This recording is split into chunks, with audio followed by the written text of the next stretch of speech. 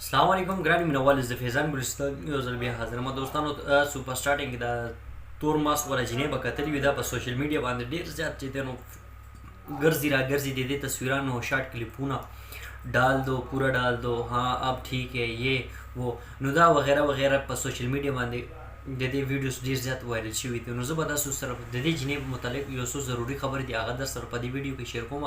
نو دوستانو تاسو تر اوسه پورې زما یوټیوب چینل نه سبسکرایب کړئ نو پلیز ځان سره زما یوټیوب چینل هم سبسکرایب کړئ او ورسره په خوا کې بیل آیکن.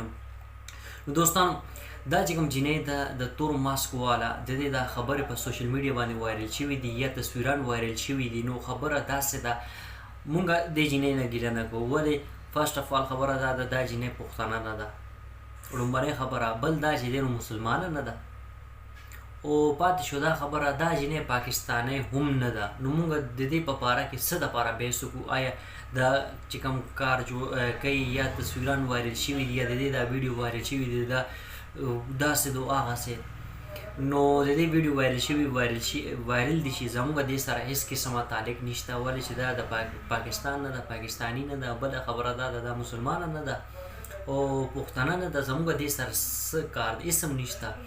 نو چې څه د مرضي دي کوي دې سره زموږ څه کار روزګار نشته. دا خلک چې دی نو راغلي همدې شیزونو دپاره دي، دې دپاره هر یو کار چې کوم دی جایز دی، دا کولی شي کوي دي.